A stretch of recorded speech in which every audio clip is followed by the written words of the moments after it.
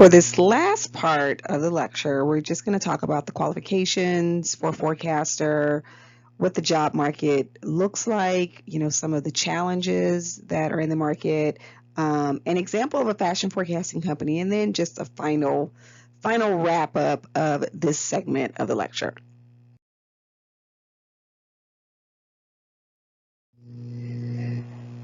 So with all this said, you're like, how do I get this job? It sounds amazing, right? Of course, the qualifications are here. So education, background, experience, personal characteristics.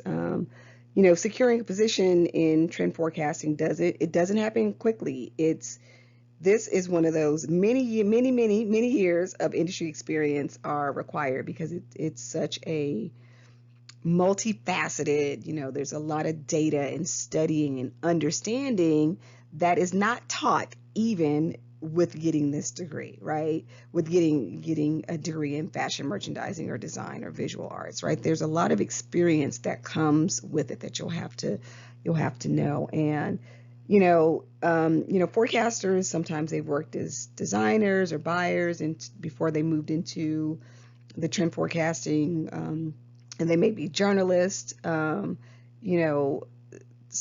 small percentage are fortunate to have internships in a fashion forecasting company that will help them gain, direct experience and exposure or contacts. But generally, this is you started doing something else in fashion and made your way through years of experience and understanding, most specifically people and human behavior, understanding that, right, into this position. So it does require a very curious and creative personality. And like I said, the typical career path is you're not going to start at the top, right? You are definitely going to have to make your way through a lot of entry level, low level, I'm not going to say low, a lot of entry level positions, right? So, even the most entry level, just a salesperson at, a retail operation provides the foundation for future forecasters, right? So think about it. If you're a salesperson at a retail place, you're at a retail store, you're directly exposed to consumer preferences, their likes and dislikes for the demographic that your store serves, right? So, the outstanding salespeople are the ones that understand customers and can identify their buying habits, right? So the ones that assist, consumers in their store putting together their outfits. I don't want to say, this is in my air quotes, not the clerk that, rings them up, but the one that makes suggestions based on what the customer is looking at and trying on already. So, as trend forecasters progress to higher positions within the industry, it's important that they have to keep in mind who their customers are, and how customers are always changing. And work experience is just, like I said, acquired through years and years of working, on a daily basis with this large spectrum of designers and manufacturers and merchandisers, all of those. So it is a challenging position to get, but if you have gotten this far, right, and heard all the descriptions of what they do, it's a multifaceted position.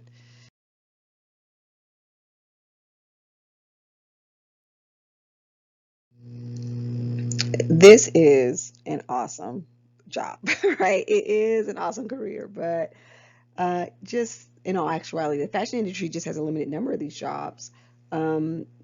Just because it requires for the people that have this position to, to be really successful and to have had a long history in fashion, and to at some point leave the career that they were following to move into trend forecasting. So there's just a limited number of positions in the area of color or textile design or apparel, accessory design, home furnishings, and successful trend forecasters, although well compensated, for their knowledge and experience, these positions are just harder to come by. So I don't want to give you the second job I'm talking about is going to be one that you're going to get further along in your career, but it's a goal. It's a goal for you to set, right? So, so there's some pros and cons, of course, for being, for being a trend forecaster. And, again, it's just a limited number of jobs. It requires a tremendous amount of networking skill, right? And exposure, and almost like this proverbial crystal ball. It requires for them to have that, right? That kind of that fashion sixth sense, right? And, they have to be able to observe, organize and prioritize all the outside influences that affect consumer behavior. And it can be stressful to identify those significant, fashion influences, from season to season. And, trend forecasters they have to be able to market their expertise, right? Their skill, experience, education, background, personal characteristics, those expertise to, companies that will ultimately listen to them and validate that their forecast was correct. Think about it. Companies have to put a lot of faith in their trend forecasters that they are saying are saying the thing that's going to ultimately lead to the company making money. So they have to trust. They have to trust the trend forecaster. And building trust is a long-term skill. It's not something that happens overnight.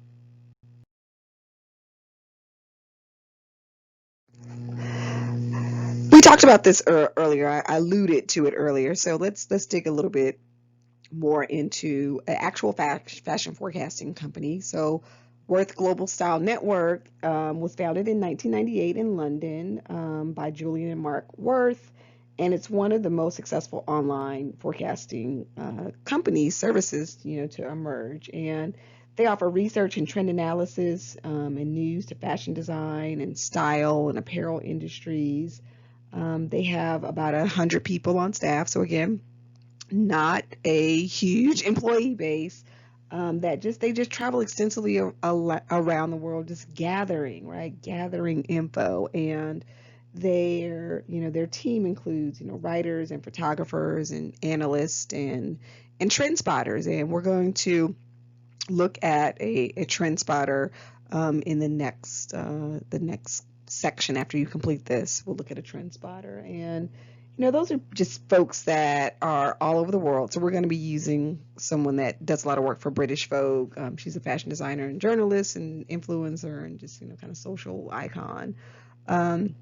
They that's what they use. That's why they have trend forecasters all over the world, right? So the company just doesn't track, latest fashion trends, but how retail stores and designers and emerging brands and business innovations, right? So they're an amalgamation of all of the types of trend forecasting that we looked at the beginning of this presentation. So, with all that said, they have an extensive client list and an impressive list, which includes designers and brands like, Giorgio Armani and Target and Abercrombie. So they are one of the industry leaders.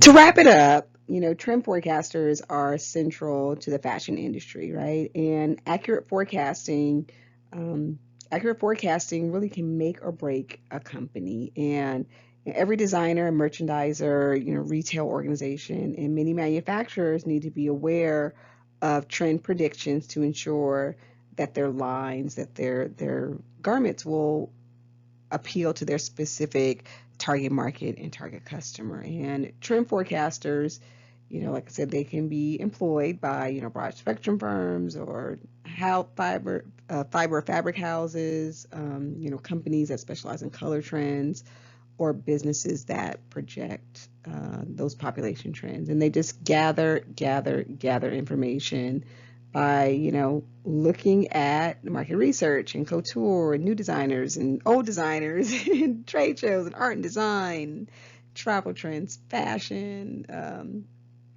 street fashion, right? And it encompasses, many aspects of the industry, and it's essential for them to possess a strong understanding of the industry, to come from a creative background, so product development or designing or retail selling.